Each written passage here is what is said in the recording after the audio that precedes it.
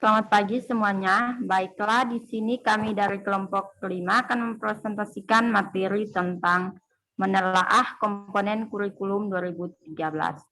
Dengan anggota kelompok ada rekan saya Fira Rusmawati, ada Febriana, dan saya sendiri Evi Yulinda. Baiklah, yang pertama itu ada definisi kurikulum.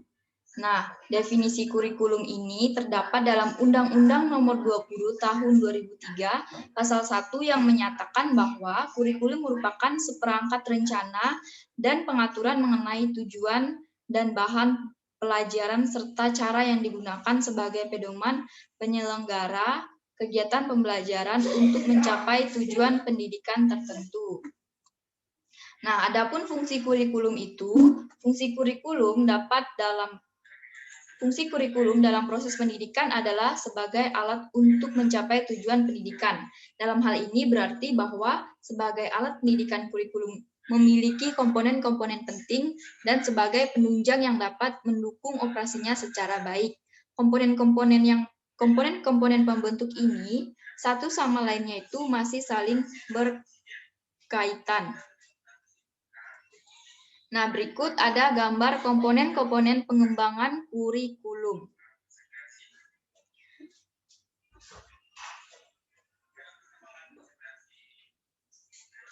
Adapun komponen-komponen pengembangan kurikulum yaitu komponen tujuan, komponen isi, komponen metode, dan komponen evaluasi.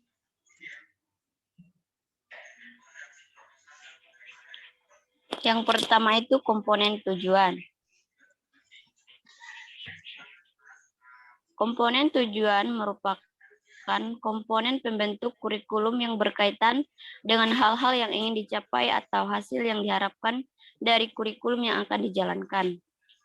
Nah, dengan membuat tujuan yang pasti, hal tersebut akan membantu dalam proses pembuatan kurikulum yang sesuai dan juga membantu dalam pelaksanaan kurikulumnya agar tujuan yang diharapkan dapat tercapai.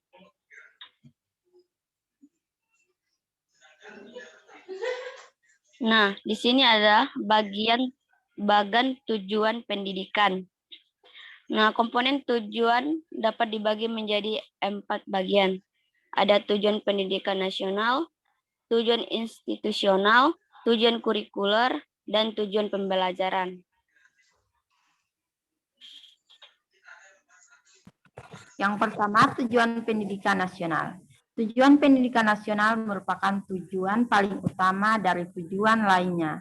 Tujuan pendidikan nasional dapat dilihat secara jelas dalam Undang-Undang Nomor 20 Tahun 2013 tentang Sistem Pendidikan Nasional bahwa pendidikan nasional berfungsi mengembangkan kemampuan dan membentuk watak serta peradaban bangsa yang bermartabat dalam rangka mencerdaskan kehidupan bangsa. Bertujuan untuk berkembangnya potensi peserta didik agar menjadi manusia yang beriman dan bertakwa kepada Tuhan Yang Maha Esa, berakhlak mulia, sehat, berilmu, cakap, kreatif, mandiri, dan menjadi warga negara yang demokratis serta bertanggung jawab. Nah, tujuan pendidikan nasional ini berhubungan dengan falsafah dari suatu negara. Misalnya, Indonesia memiliki falsafah pada Pancasila.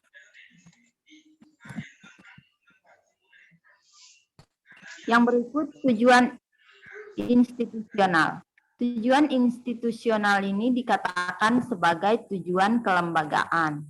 Nah, tujuan konstitusional ini akan membedakan antara jenjang dan juga jenis sekolah. Misalnya, pada jenjang SD, SMP, dan SMA ini memiliki tujuan yang berbeda.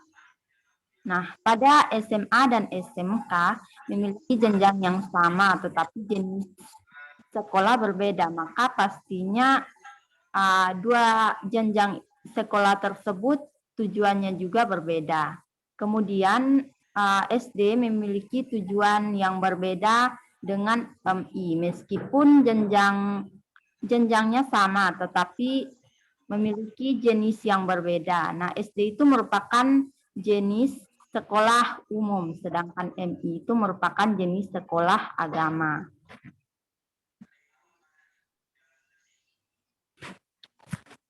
Yang berikut ada tujuan kurikuler. Nah, tujuan kurikuler ini adalah tujuan yang harus dicapai oleh setiap bidang studi atau mata pelajaran.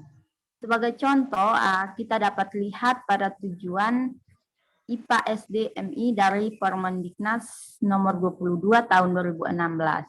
Nah, tujuan mata pelajaran ini bertujuan agar peserta didik memiliki kemampuan yang pertama, memperoleh keyakinan terhadap kebesaran Tuhan Yang Maha Esa berdasarkan keberadaan, keindahan, dan keteraturan alam ciptaannya.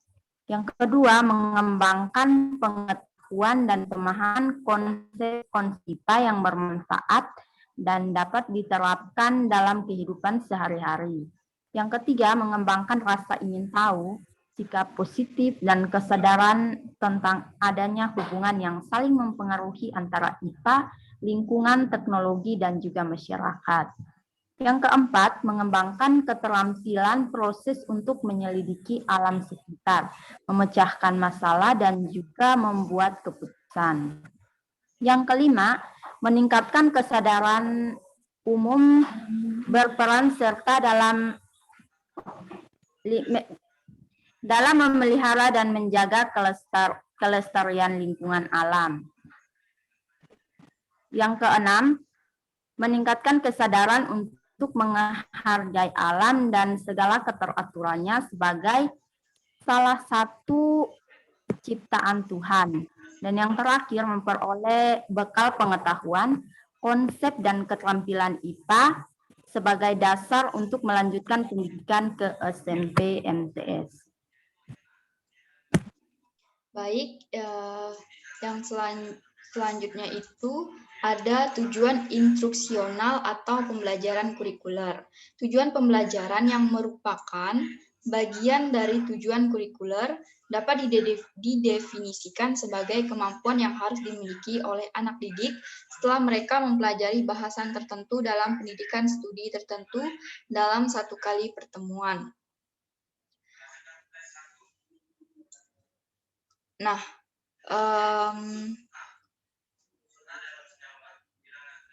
di mana tujuan ini tuh tercermin dalam kompetensi dasar yang harus dikembangkan kembali oleh guru yang menjadi indikator dan tujuan setiap kali pertemuan. Menurut PP nomor 19 tahun 2005, kompetensi dasar merupakan sejumlah kemampuan yang harus dimiliki peserta didik dalam mata pelajaran tertentu sebagai rujukan untuk menyusun indikator kompetensi. Sedangkan menurut PP nomor 32 tahun 2013, kompetensi dasar adalah kemampuan untuk mencapai kompetensi inti yang harus diperoleh peserta didik melalui pembelajaran. Jadi, kompetensi dasar merupakan jabaran dari standar kompetensi atau kompetensi inti. Nah, yang kedua ada komponen isi. Isi program kurikulum adalah segala sesuatu yang diberikan kepada anak didik dalam kegiatan belajar mengajar dalam rangka mencapai tujuan. Isi kurikulum meliputi jenis-jenis bidang studi yang diajarkan dan isi program dari masing-masing bidang studi tersebut.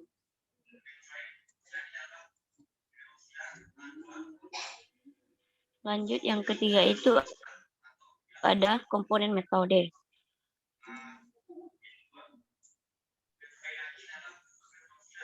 Nah, merupakan komponen yang cukup penting karena metode dan strategi yang digunakan dalam kurikulum tersebut menentukan apakah materi yang diberikan atau tujuan yang diharapkan dapat tercapai atau tidak. Nah, menurut PP nomor 19 tahun 2005, bab 4 pasal 19 ayat 1 mengatakan bahwa proses pembelajaran satuan pendidikan diselenggarakan secara interaktif, inspiratif, menyenangkan, menantang, memotivasi peserta didik untuk berpartisipasi aktif, memberikan kemandirian sesuai dengan bakat, memberi ruang yang cukup bagi prakarsa, kreativitas, minat dan perkembangan fisik serta psikologis peserta didik. Yang keempat ada komponen evaluasi. Nah, komponen evaluasi ini merupakan bagian dari pembentuk kurikulum yang berperan sebagai cara untuk mengukur atau melihat apakah tujuan yang telah dibuat itu tercapai atau tidak. Menurut Permendiknas nomor 41 tahun 2007 mengatakan bahwa penilaian dilakukan oleh guru terhadap hasil pembelajaran untuk mengukur tingkat pencapaian kompetensi peserta didik dan digunakan sebagai beban penyusun laporan hasil belajar serta memperbaiki proses pembelajaran. Nah, baiklah, sekian dari kami. Kami ucapkan terima kasih. Selamat pagi.